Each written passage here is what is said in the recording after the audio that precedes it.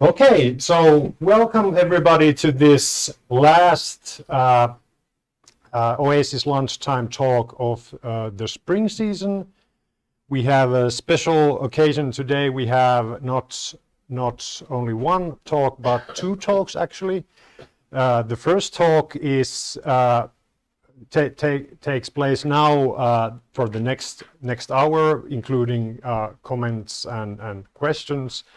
And then we will have a 5-minute break, and after which we have our second talk. And for that second talk, we have reserved 2 hours. So, but for the first talk, to give the first talk, we have here today Dr. Henry Lowood from Stanford University, who is here to present his upcoming book, Replayed Software Preservation and Game Histories. And in his talk, Dr. Lowood is going to talk about the position of game studies as an academic field, and also dive more deeply into the relationship between game preservation and game histories. So without further delay, take it away. Thank you. Thank you. I'm very happy to be here. Thank you so much for organizing this. As you just heard, this is a book talk. This will be out. I thought this was going to be out next week, but as I go around and visit people, I find that some people already have copies of it. So it's out, actually, and I'm going to talk about it. The reason I'm holding these papers, and you're probably thinking, oh my God, is he going to read? And the answer is, yeah, I'm going to be reading a little bit, because rather than pick up the book and read some sections to you, I just prepared them this way. So I've sort of arranged sections of the book along a certain kind of argument, and in between that, I'll be adding some additional thoughts. But forgive me for reading. As I said, it's a book talk, and I hope very much it will be more interesting than whatever was going on there. You guys are so comfortable, it will be very difficult to stay awake. A few years ago, someone I know saw one of my talks online and said, oh, Henry, it was such a wonderful talk. You have such a calm voice. I fell asleep after 5 minutes. So I thought, of course I thanked her, but I won't take it personally if that happens here. Well, anyway, in this book talk, I will try to whet your appetite for the book I just showed you by focusing on 2 themes. First, I will consider this collection of essays as a contribution to discussion about the position of game studies as an academic field, as you just heard. And second, I'm going to use some excerpts from the book to dive more deeply into the relationship between game preservation, including archives, and game histories. Well, obviously, archives inform historical work, that's clear. But that's not really what I mean by the relationship between the two. What I mean is, how does working in one area inform working in the other area? If you're working as an archivist, how would it inform doing history, and vice versa? And also, how does this relationship perhaps inform game studies more generally, and possibly shape connections between game studies and other disciplines, such as the history of technology? So I see these 2 themes as quite related. I asked Bing's version of ChatGPT for some advice about giving a book talk, because I usually write articles, I don't give very many book talks. And the first thing ChatGPT told me was, sell yourself and not just the book. Okay, so that's what this slide is. It's going to be about me, but I can tell you a little bit more. These are some of the projects that I've been involved with over the years. I will concede, by the way, one thing when I was talking about the relationship between working on game archives and working in game history. Yeah, that's me. I mean, I do both. And so in that sense, the book, it's really about me. And the connections between those 2 areas is the glue that ties together all of the essays in this book.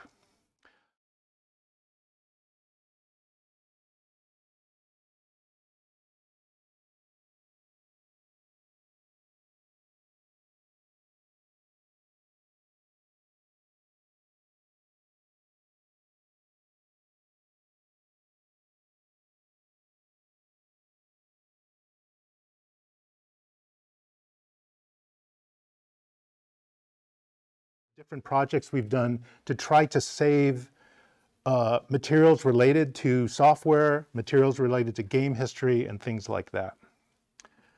And let's see.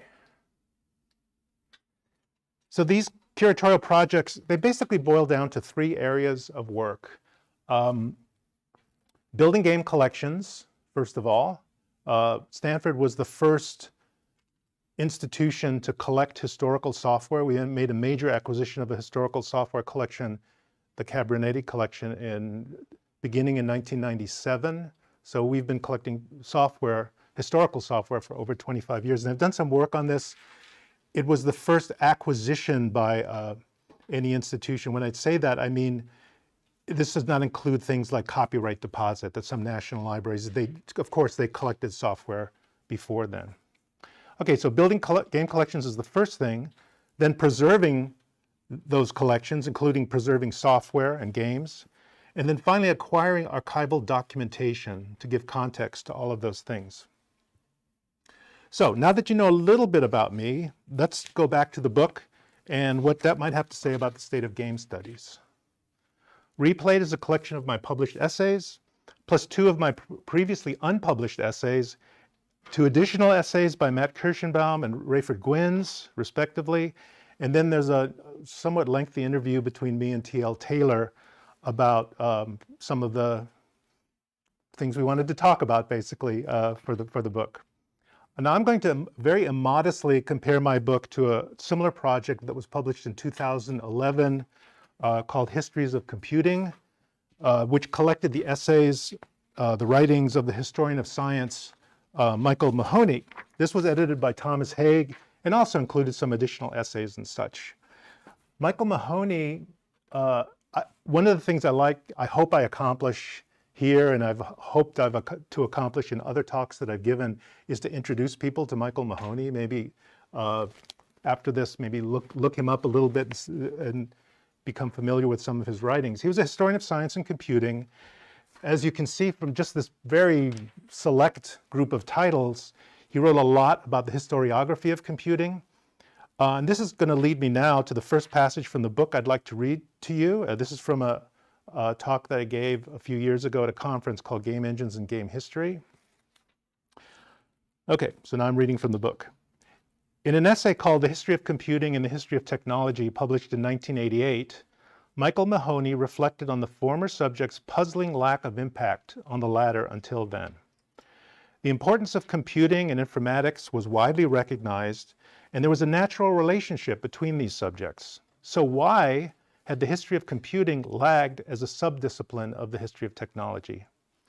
His analysis of writing in the history of computing showed that the field had been dominated by 3 kinds of contributions. See if you recognize these in game history. The first was insider history. And I'm quoting him here. He says, while it is firsthand and expert, it is also guided by the current state of knowledge and bound by the professional culture, Mahoney argued. The second group of contributors consisted of journalists, whose work he described as long on immediacy but short on perspective. The third segment of the literature consisted of social impact statements and related writings composed in the service of futurism or policy or studies of social impact. He considered these studies to be more polemical than historical. Finally, Mahoney identified a small body of professionally historical work. Mahoney next considered what he thought of as the big questions in the history of technology. He suggested that as the history of computing matured as a discipline, it would be able to contribute answers to these questions, just as these questions would guide and inform work in history of computing. Here are a few examples of the kinds of questions he had in mind. How has the relationship between science and technology changed and developed over time and place? Is technology the creator of demand or a response to it? Or how do new technologies establish themselves in society, and how does society adapt to them? In other words, big questions. So where am I going with this? I would like to suggest that the history of games is in a similar situation to the history of computing, only 25 years later, and with a less clear notion of its natural parent discipline. I draw 2 points from this comparison, and I'd like to add one more from the example of the game engine and its history, which was what the lecture was about. First, the history of games is in its infancy, the history of games, not game studies. As with the history of computing in 1988, most of game history has been written to answer questions that arise from first-hand familiarity, journalism, or implications for policy or business affairs. None of this is unwelcome, of course. However, let me remind you what Mahoney said about the history of computing written by computer scientists. He wrote that, while it is first-hand and expert, it is also guided by the current state of knowledge and bound by the professional culture. What he meant was that decisions or results that such an author might take as a given, an outside viewer, such as a historian, might consider as a choice. Second, the history of games will develop in more interesting ways if it finds connections to big questions. From my own selfish perspective, we could certainly do worse than reflect on some of the questions that have shaped work in the history of technology. Paraphrasing Mahoney for our purposes, we could ask, how has game design evolved, both as an intellectual activity and as a social role? Or are games following a society's momentum, or do they redirect it by external impulse? What are the patterns by which games are transferred from one culture to another? And so on. Only by asking such questions will the history of games find connections to other areas of historical research and cultural studies, which in turn will invigorate our own work with fresh perspectives and interpretive frameworks. Okay, one last quotation from Mahoney about the history of computing. He wrote, "What is truly revolutionary about the computer will become clear only when computing acquires a proper history, one that ties it to other technologies and thus uncovers the precedents that make its innovations significant." So Mahoney then turned to parent disciplines, history and history of technology, to open up questions for the history of computing. My advice, as Ray Gwynns put it in the introduction to Replayed, is that the history of games will remain a toddler until it starts to shed itself from the prevalent forms of history writing that have defined the subject. It's not, I don't want to condemn celebratory or journalistic writing or any of those other things, those sort of non-historical writings. But I would like to see more historical work that is critical, interpretive, and contextual. And we're beginning to see such work. I'll just mention a few people, Carly Kosurik, Lane Nooney, Soraya Murray, Aaron Trammell, and others. A potential pitfall with leaning on other disciplines is that family ties among disciplines can produce deterministic and Whiggish writing. Let me read a couple other passages from Replayed about this issue. These are taken from the new author's introduction that I wrote for one of the sections, and again from the essay Game Engines and Game History. Okay, I'll start here. My graduate training in history of science and technology prepared me to approach the history of games as a subject that writing in technology studies could help me understand. So I was using history of technology to get into game history. Melvin Kranzberg, guy here, the co-founder of the Society for the History of Technology, occasionally is credited with founding the history of technology as a scholarly discipline in the United States, and he's best known perhaps for Kranzberg's laws. How many of you have heard of Kranzberg's laws? I'm just curious. One person, okay. These are 6 truisms, this is what he says, deriving from a long-time immersion in the study of the development of technology and its interactions with sociocultural change that he delivered in the annual SHOT, that's Society for History of Technology, presidential address for 1985. One of these laws stuck with me, and that was the 5th one. All history is relevant, but the history of technology is the most relevant.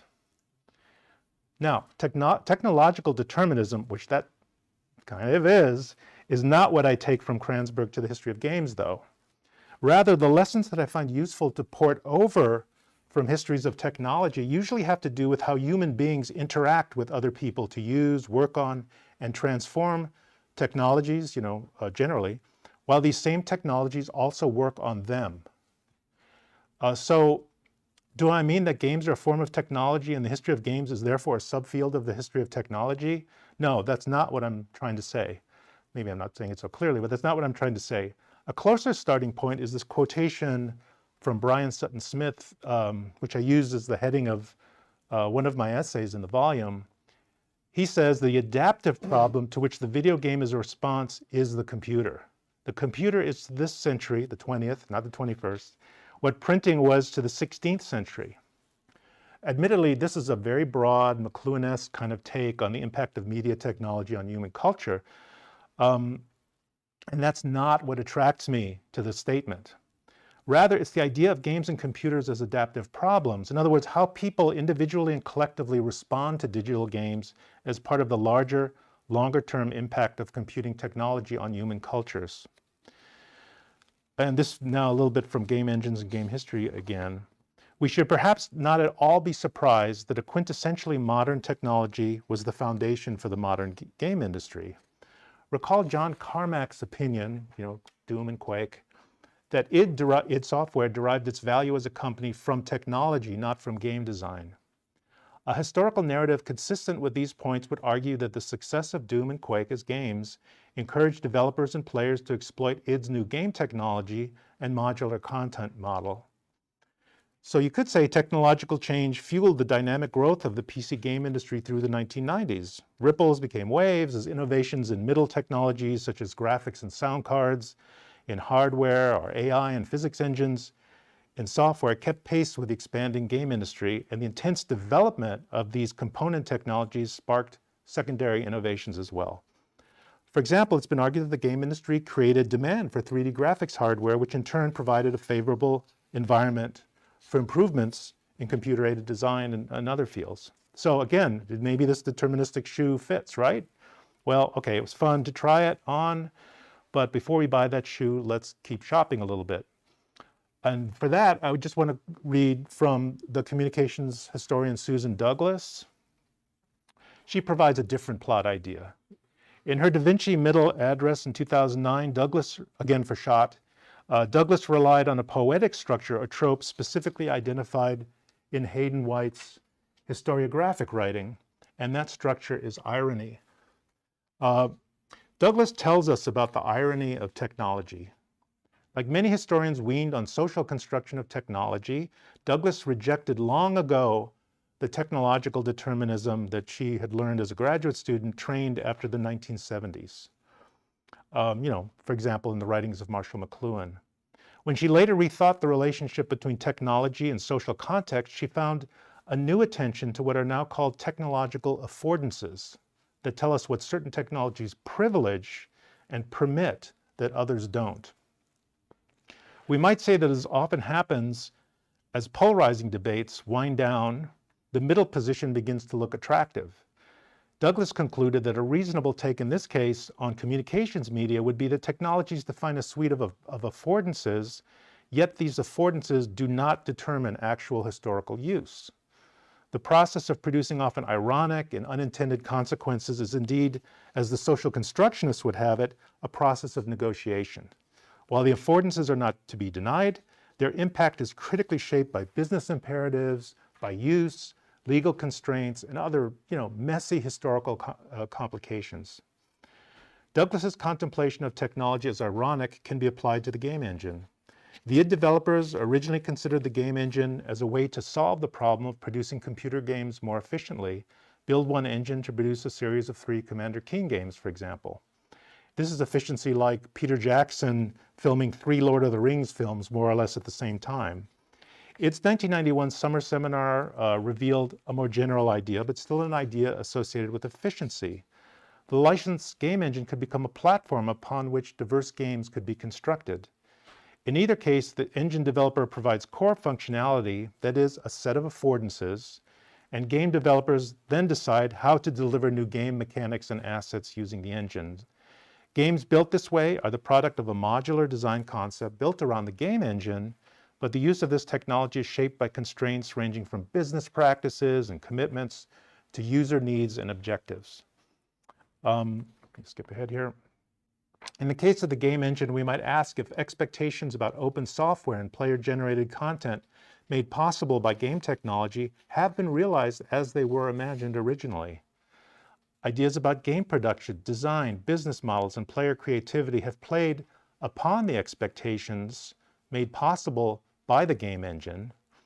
These ideas complicate the deterministic model and raise new historical questions. So more historical work is needed to produce a better understanding not only of the rise of game engine technology, but also of the business and creative decisions that have conditioned the use of technology to make new games. And I want to suggest that a binary question, which would be something like technology determined or not, really often blurs as ironic and other narrative structures add nuance and messiness to our histories. And I really like messiness when I write, so that explains it. Okay. Without meaning to seriously compare myself to Mel Kranzberg, I might propose just one Lowood's law of game history that I hope these chapters back up. This is from the book. And that first law, Lowood's law, I only have one, maybe so I'm being modest, is good histories of games are rarely, if ever, just about games. Okay, that would be my first law. So let me explain this law a little bit. Good game studies is rarely, if ever, just about games, right? Well, I can't resist. I'm going to have one more law, but with the good reason that it derives from a talk I gave last year at a workshop here in Tampere. But it was from a distance. I was at Stanford doing it on Zoom. This was a workshop Niklas organized called Born Digital Cultural Heritage, and so I'm going to give you a second law. I lied. The second law provides a bridge from game history to game curation and preservation, which is what I'll talk about now. Games don't tell us enough about games, okay? If good game history is rarely, if ever, just about games, and games as objects don't tell us enough about games, then what is the purpose of software preservation? And what might curators collect for game archives to supplement game software libraries and provide source material for historical research? So when I talk about the library is a collection of games, like this Cabernetti collection I mentioned at Stanford. That's what's on the shelf of this library, is packaged games. Before I address the question of game archives, what about these game libraries? Who collects historical software and how do they do it? I first addressed this question more than 20 years ago. Yeah, I know, it's really, it's sometimes hard to think about how long I've been talking about these things. I first addressed this question more than 20 years ago in the hard work of software history, which interestingly was published in a journal called RBM, a journal of rare books, manuscripts, and cultural heritage. So this was like the special collections community, right? While we clearly have made quite a bit of progress since this essay was written, the questions about institutional roles and practices remains a work in progress. And I'm going to read from that section now, from this essay from 20 years ago. And think about that. That was writing this 20 years ago. What's the same? And maybe a few things have changed. At Stanford as elsewhere, manuscript, ephemera, and to a lesser extent book collections in the history of computing have landed in special collections and archives as an extension of earlier patterns of collecting practice. As the nature of this documentation shifts from paper to electromagnetic storage media, issues of access and technological complexity are calling this habit into question. In other words, these are special materials, so let's put it in the special collections department where all these rare books and manuscripts are. Oops, you send a lot of digital stuff to the people who specialize in rare books and manuscripts, and this is done in a lot of institutions. 20 years ago. This is 20 years ago, me talking. Access to software collections is the first problem. The mission of departments of special collections, especially in university libraries, includes not just preservation, but also satisfying the access requirements of users of these materials. Traditional models of access focused on the service desk and reading room as means of mediating complex systems of indexing and identification of materials, as well as supervised reading, fall apart in delivery contexts shaped by computer hardware and virtual libraries of born digital materials. This is a problem not just for software history, but also for every field of cultural inquiry, because they're all going to have digital materials, right? Literary drafts, correspondence, graphics media, data and images created in the 1990s are more likely to reside on disk or in networks than on paper. And the trend, as an optimistic stockbroker might say, is upward. This issue of access to digital documents and software strikes me as urgently requiring new institutional and curatorial models. Let's consider again the divergent roles of archives, libraries, and museums. Boyd Raymond argues in an article on how electronic information is reshaping the roles of these institutions that the functional differentiation of libraries, museums, and archives, as reflected in different institutional practices, locations, and the specialist work of professional cadres of personnel, is a relatively recent phenomenon. This functional differentiation, again, between archives and museums and libraries, was a response to the exigencies of managing different kinds of collections, as these have grown in size and have had to respond to the needs and interests of an ever-enlarging body of actual and prospective users.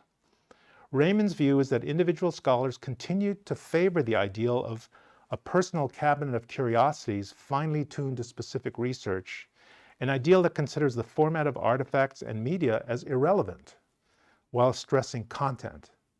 This was the undifferentiated past that these institutions hold in common. The often synonymous usage of special collections and rare books and manuscripts as designations of library programs will change as a result of collections of digital media and storage. This will be a permanent change, and we cannot expect the traditional special collections community to come up with all the answers. One possibility is a kind of functional consolidation of media collections, digital libraries, and software archives. The creation of such cabinets of media curiosities would assemble specialists in curatorial domains that are now separated, while cutting off the uncontrolled extension of established departments of special collections to digital materials, and refocusing their attention on the venerated realms of rare books and manuscripts. So let's stop sending the digital stuff to the rare books department. Still, as Swade has noted in his writings on collecting software, it's tempting to lay aside theoretical problems of proper custody for software and worry instead about the work. The conundrum here is that while the relationship of software to hardware, its storage on physical media, or its association with artifacts such as disks, computers, and boxes might lead one to think of software as fit for the museum. Requirements of scholarly access such as identifying and locating sources, standards of indexing and metadata creation, and maintenance of collections for retrieval and interpretation seem more in line with the capabilities and programs of libraries and archival repositories. In short, ad hoc decisions about curatorial responsibility may well have long-term implications for future scholarly work. Kittler's admonition that there is no software provides little relief to archivists and librarians who discover that there is more of it than they can possibly handle. And yet, the separation of physical media from content offers the glimmer of hope that the hard work of software history might be accomplished through a mixture of new organizational models, new technological skills and established practices, as well as reconvergence of the museum, library, and archival curatorship.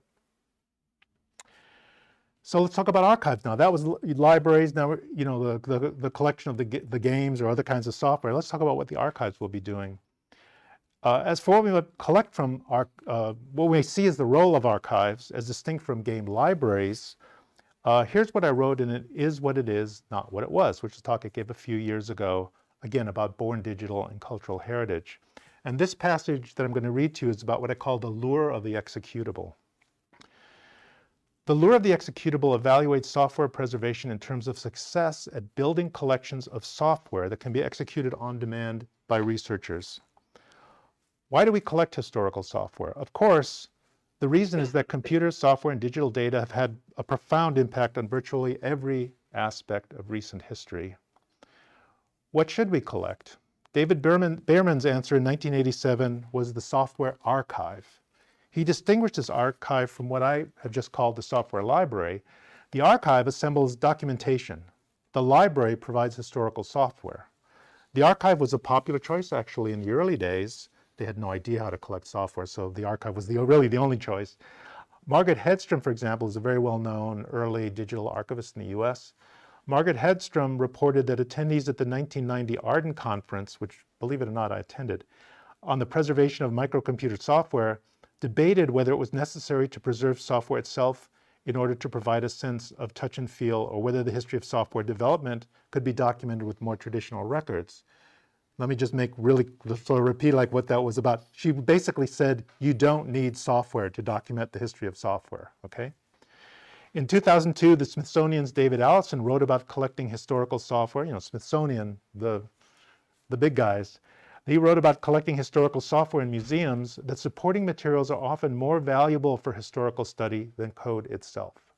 They provide contextual information that is critical to evaluating the historical significance of the software products. He concluded that operating software is not a high priority for historical museums. Again, institutional resources are not as limitless as the things we would like to do. Curators must prioritize among collections and services. They make choices between a software archive and a library, for example. But it's not strictly a binary choice. Still, choices have to be made. I spend quite a bit of my professional life in software preservation projects. The end product of these projects is at least in part the library of executable historical software. So I'm guilty of saving software. I understand the lure of the executable and the reasons that compel digital repositories to build collections of verified historical software that can be executed on demand by researchers. In a way, that's been the holy grail of digital curation with respect to software history. What could be possibly wrong with that? As I've argued on other occasions, there are several problems to consider, and I'm going to give you two. The first is that software does not tell the user very much about how it has previously been used. Again, games don't tell us very much about games, or enough about games. In the best case, application software in its original use environment might display a record of files created by previous users, such as a list of recently opened files found in many productivity titles like Microsoft Office, okay? The more typical situation is that software is freshly installed from data files in the repository and thus completely lacks information about its biography, for want of a better term.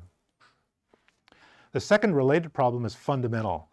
Documentation that is a prerequisite for historical studies of software is rarely located in software.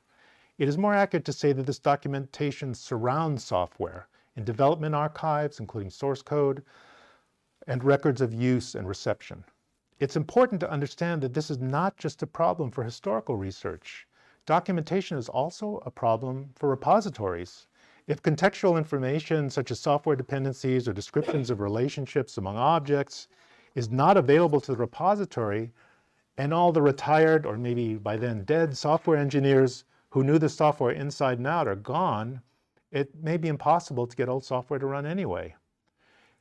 Historians, of course, like me, will usually, I'm going to say, it says usually in the text, but I'm going to say always, be satisfied with the archive. Given limited resources, it's reasonable to expect that the institutions responsible for historical collections of documentation will be able to reconcile traditional uses with other methods of understanding historical systems. You know, these are some character types that I've developed. The reenactor, for example, not a historian, will want to run software. The media archaeologist will not just want access to a software library, but to original media and hardware in working order. So there are other communities besides historians here. These are tall orders for institutional repositories such as libraries and archives, though possibly a better fit to the museum or digital history center. Let's see, In Best Before, Video Games, Supersession, and Obsolescence, James Newman is not at all optimistic about software preservation, and he describes how the marketing of software has in some ways made this a near impossibility. He's not as pessimistic about video game history, however. In a section of his book, provocatively called "Let Video Games Die," he argues that a documentary approach to gameplay might be a more pragmatic enterprise than the effort to preserve playable games. He sees this as a shift, I'm quoting him here, a shift away from conceiving of play as the outcome of preservation to a position that acknowledges play as an indivisible part of the object of preservation. In other words, what happens when we record contemporary use of software to create historical documentation of that use? That's playing the game to be part of the archiving rather than thinking of the game software as the archive. Does this activity potentially reduce the need for services that provide for use at any given time in the future?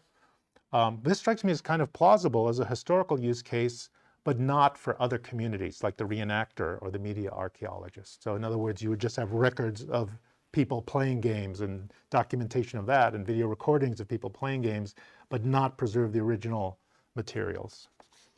So software archives or software libraries, that's the question. Is it nobler to collect documentation or to suffer the slings and arrows of outrageous software installations? This is the only time I have ever referred to Shakespeare in my entire life, but there you go. The case for documentation is strong. The consensus among library and museum curators, including myself, is almost certainly that documents from source code to screenshots are a clear win for historical studies of software. Historians, however, will not be the only visitors to the archive. That's important to remember. There are other reasons to collect documentation. One of the most important reasons, which I briefly noted above, is that software preservation itself requires such documentation. In other words, successful software preservation activities are dependent upon technical, contextual, and rights documentation. And of course, documents tell reenactors how software was used. Every good reenactor does historical research in an archive, right? Documents tell reenactors how software was used and can help media archaeologists figure out what their machines are doing, and what their machines are telling them. But does documentation replace the software library? That's really the tough question. Is it sufficient to build archives of software history without libraries of historical software? As we've seen, this question was raised nearly 40 years ago, at the beginning of computing history, and it remains relevant today. My wish is that this question of the relationship between documentation and software as key components of digital heritage work stir conversation among librarians, historians, archivists, and museum curators. This conversation must consider that there is likely to be a broad palette of use cases, such as the historian, media archaeologist, and reenactor, as well as many others I've not mentioned here, journalists, politicians, who knows, many, many different nodes, players. Instead, the more likely result is a network of participating repositories, each of which will define priorities and allocate resources according to both their specific institutional contexts. It's different at the Museum of Games than it is at Stanford or at the Strong Museum. We all have different priorities. And each of these institutions will allocate resources according to both their specific institutional contexts and an informed understanding also of the capabilities of partner institutions. So we're always talking to each other. So let me think about this for a second. I have another section on performance documentation. If I go to 45, is that okay? That's okay? All right. There is another dimension to game documentation that extends the analogies that we derive from thinking in terms of libraries and archives. James Newman alluded to this in the passage that I just read. I'm talking about performance documentation. My interest in the history of machinima and other practices of replay and game recording is linked to activities that document,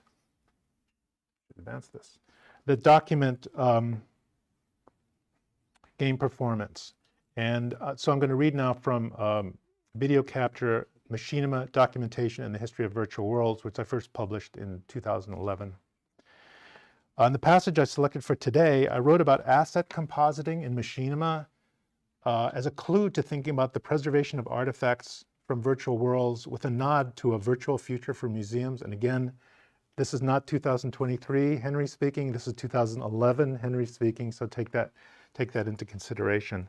By the way, that's part of why we've intentionally kind of put these essays together as to give also a little bit of a flavor of how some things have changed in the last 20 years. Okay, I'll start now. If with demo and replay we verify functionality and precisely track events in game worlds, and if with video capture we reveal points of view and the meaning associated with these events, then asset capture and editing allow the recreation of environments for the purpose of discovering what was hidden, lost, or inaccessible below the surface. By the way, this refers to machinima artists, mostly in World of Warcraft, who had access to the libraries inside the game for the animations and those kinds of things, and use them to composite machinima pieces. In short, these techniques hint at an archaeology of virtual worlds. What might a resource built on this premise look like as a historical tool?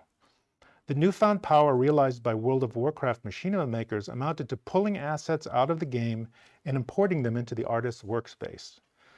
We return again to the assets and content that go into the creation of a virtual world: models, maps, geometries, textures, and so on.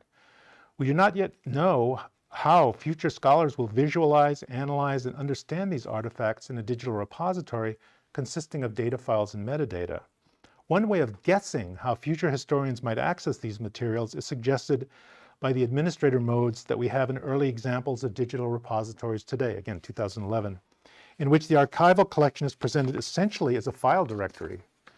The use case for access to these materials is that of reconstruction from these data files, such as an installation package or a set of models and textures that you then put together yourself for use. Here's an alternative model for access to the artifacts of a past world: museums.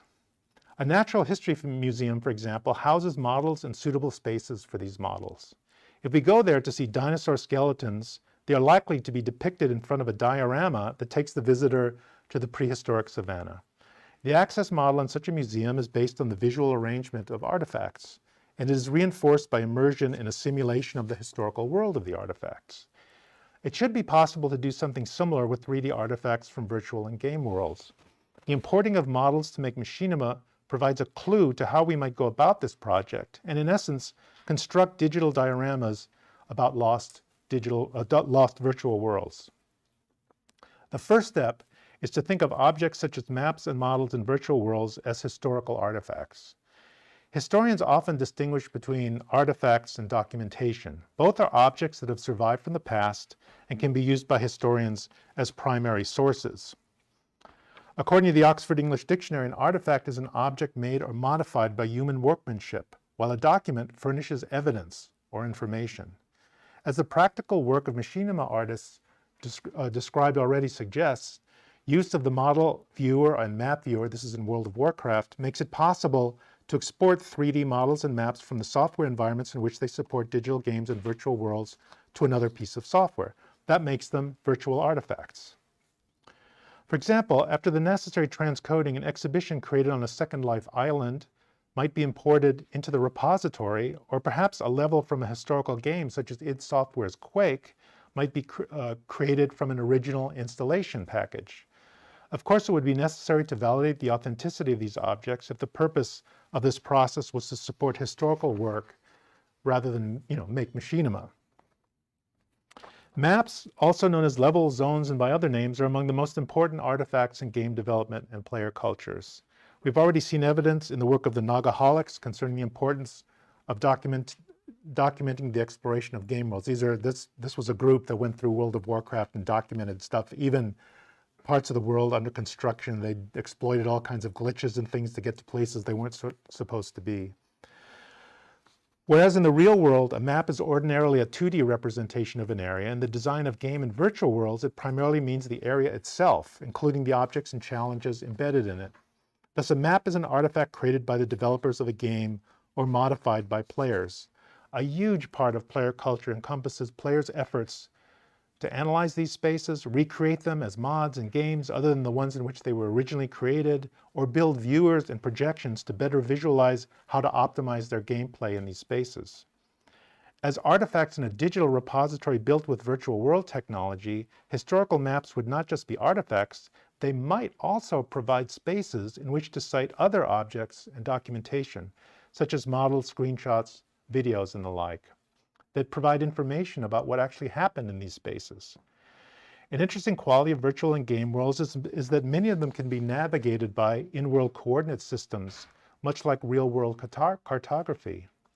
Two well-known examples are the Second Life URL, the SLURL, and the UI coordinate system in World of Warcraft. So just as we can mash up data by attaching GPS coordinates to real-world maps, photographs, and other media, or a creative player can composite models and maps to create a new machinima piece, these virtual world coordinate systems might make it possible to match documentation we have assembled in our virtual world collections not only with locations and virtual worlds, but also with each other. Metadata schemes based on the Dublin Core standard already provide a coverage element for individual objects, and as the Dublin Core specification tells us, this element can be implied for the use of multiple classification schemes to further qualify the incoming information. Normally latitude and longitude, right? But it could be other native coordinate representations that's stated in the standard. So what that means is it's possible to tag objects such as an island exported from Second Life and a group of machinima videos about events that occurred on that island with a SLURL or coordinate system that locates the island in a digital world, or space in the digital world. Demo code, replay movies, and machinima created in a particular Quake levels, let's say, could be exhibited as documentation in the very space an artifact created from original game data in which they were created. So in a Quake map as the museum. Although further development work is necessary, that's why I said in 2011, we actually did test this. We did a proof of concept by exporting Quake maps to VRML, believe it or not, but again, 2011.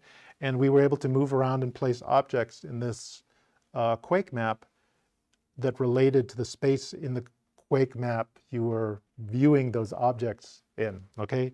Wow, that was a bad sentence. But I think you got the idea. Likewise, you could take like an orc shaman from World of Warcraft, and the models and animations can be moved around, and you could do something with them. You could present a gallery in a space derived from a map from World of Warcraft, okay? When the virtual repository is completed, it will be possible to drop in and see 3D objects with the same geometries and textures they were given in the original game. In fact, these artifacts will be created from certified copies of original game data used to produce them in the first place. If the Nagaholics and their ilk are the spelunkers of virtual worlds, such a resource would be more like an excavation site where traces of vanished worlds would be revealed and recreated through maps and models. Okay, I hope these few selections from Replayed have given you a flavor of the mix of topics you'll find there. Whether you're a historian or a games researcher, or you're a librarian, or you're a museum curator, I hope these writings will interest you as much as they've just fascinated me for a long time. And at times, yes, they've really exhausted me too. There's a lot left to do, and thank you so much for listening.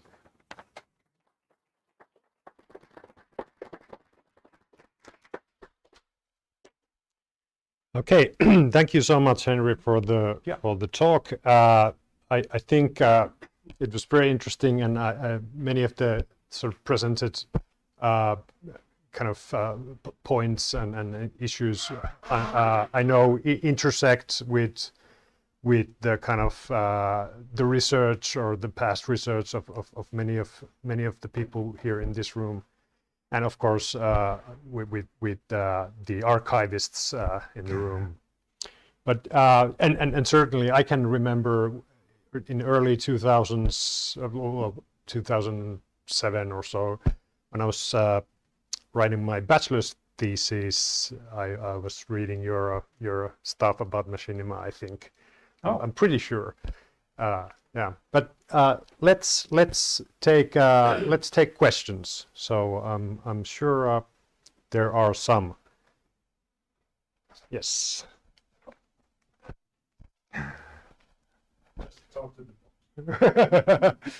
Don't talk to the hand. Talk to the box.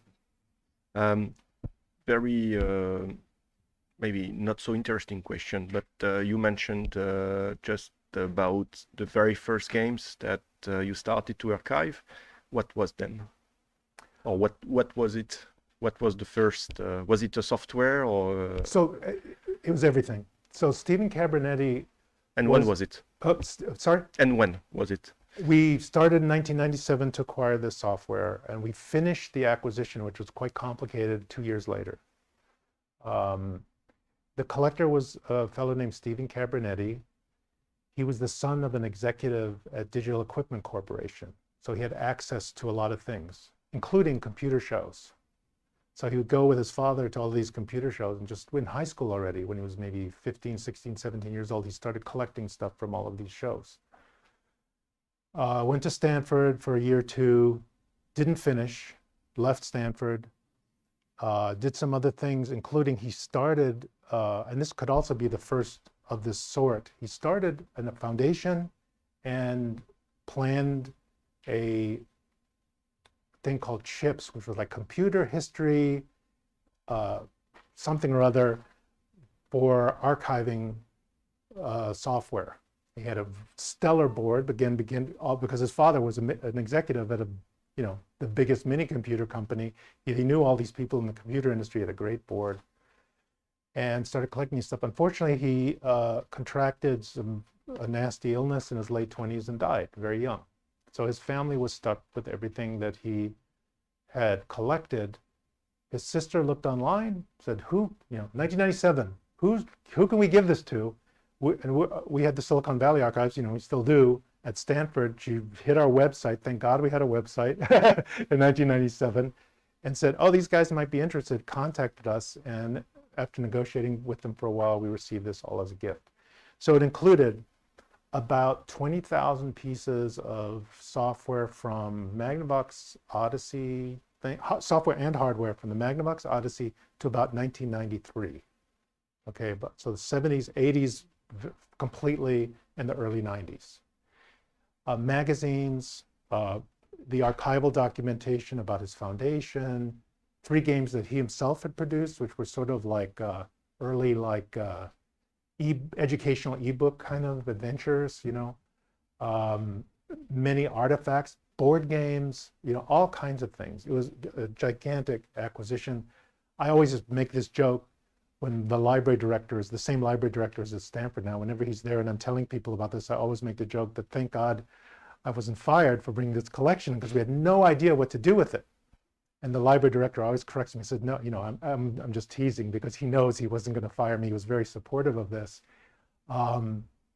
What's interesting about that, because 1997, 1999, when I say we didn't know what to do with the collection, I'm dead serious. Other than the magazines, maybe, we really didn't know. There was no previous thing. The only time in these early 1990s software preservation things that I attended that I knew about where they dealt with a similar problem was the Library of Congress was trying to do something with the copyright deposit materials they had to create a reading room. That was it. There was nothing about preservation in there at all. And the nice thing about that is it's been kind of the gift that keeps on giving, because I think up to now we're up to 6 or 7 different sponsored projects we've done on the basis of this collection, on following the workflow, like what do you acquire? You could think of Preserving Virtual Worlds as kind of being that. The Game Citation Project is about description. We've done a project on with emulation as a service and talked about emulation as a delivery mechanism. So now we get to the access part. You know, we've done all these different projects over the years. Still to this day, I mean, the emulation as a service work as more like a research project is still continuing now. We still haven't completely solved the problem of what to do with a collection like that 26 years later. But that, you know, that's what was in it. It was basically a little bit of everything. Well, I'll mention one more thing. He collected software, if he could, unopened, so in shrink wrap. One of the projects that occurred was several years after we got the collection, we were presenting on it at a digital something conference, and there was somebody there from the National Institute of Standards and Technology, which includes the US's essentially forensics laboratory, like the National Forensics Laboratory. And their director was there. He came up to us after the presentation. He said, "You know, in what we do, we provide, you know, we use hashes and things like this to provide authentication of software titles, so people can be sure that they're looking at this software package, or they can identify which software is sitting on a machine through these hashes and other identification characteristics that we deliver. And we really need software we know hasn't been tampered with." So we ended up, because of that, we had all this software from the 1980s, 75% of which is games, but includes a lot of other kinds of software. They said, this is gold to us. We can't get this generally. So we went into a project with NIST in which they, in return for having access to our collection, they gave us, they extracted all the data from the original media, including cassette tapes and all kinds of things. And we now have that in our digital repository. That kind of completed the task. That was another project. That was another part of the workflow, right? That was the migration part of it. So this collection has been the start, but it's also just the foundation for all sorts of things. Again, it's Cabrinety, Cabrinety. You could look it up. You can see what we have there if you're interested.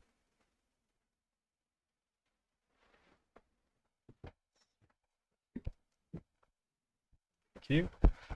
Hi. Okay, 2 questions. They're both related. Do you, in through the creation of this process, have you come across with other institutions that are also striving to create the same sort of system of curation or archiving of digital heritage, culture, and objects? Yeah, and I'll say this, the ideal, the desideratum here is that they be doing something slightly different from us, or, so I say slightly different because if they're doing exactly the same things we're doing, it's not that as interesting because it's duplicative. But if as I said in the talk, if everybody's doing something different, but you're aware of what everyone else is doing, then that becomes really interesting because then you can build on that. I would refer to like Melanie Swalwell's work in Australia, the Play It Again project. Hers has veered off a little bit into digital art from games. That would be, an example of one sort of thing. Or the Computerspiele Museum in Berlin would be another. The Strong Museum, which has done a lot of these, as I mentioned with regard to James Newman, they have actually done recordings of people playing games, and that was a major project for them. That's something we haven't done. So there's this born digital heritage preservation elephant that everybody's kind of touching different parts of, and eventually we hope it'll come together as an elephant and not as mismatched parts kind of fitting together. But we're all talking to each other, and I think that's the most important things. I think I'm going to be here. I'm going to be seeing. I have seen the Games Museum here. We're going to Estonia. We're going to be seeing the work that they're doing, and I'm hoping this all leads to some sort of way in which everybody kind of works together. And a quick follow-up on that. Through that process, what was the most common obstacle or the hardest obstacle that you had in the creation of this curation? Looking backwards, the big problem that's become a bigger problem, and this is something you've heard from me already, but I'll repeat it for everyone else. The big problem is that so much work that has been done, and I think even today this is a fault, tends to be project-driven, researcher interest-driven, boutique kind of projects that delivers a really great solution maybe, but the way that solution is arrived at is not sustainable. It's dropped when the project ends, and there it is, and you hope to God that that thing that you put on the web is going to survive. Unfortunately, in my case, I can tell you, because I've been doing this long enough, a lot of it won't if you do that. So I think that's the big project, is figuring out what is sustainable for the institution that you're working at. Like if you do something, yes, you want the best possible solution for archiving, let's say Second Life. And maybe you come up with something. We didn't. We failed with Second Life, but let's say you did. It has to be something that then involves formats and levels of support and access models, including legal considerations that the institution can carry forward for a long period of time. Otherwise, they're going to drop it 10 years later when they have 20 things they have to migrate to the new library system or the new library website. That one that you have that nobody understands anymore, how it was put together, that's the one that's probably not going to make it to the next version. So you should always try to kind of see where the mainstream of the development is and follow that and make sure your project ends up there, which might mean giving up some of the nice affordances that you've come up with, some of the really great things that you've developed, because they aren't going to be sustained. So I think that's the big problem that to me has even become bigger in recent years, as we look back and see that some of these earlier projects are now starting to disappear and fail and become inaccessible and all that sort of thing.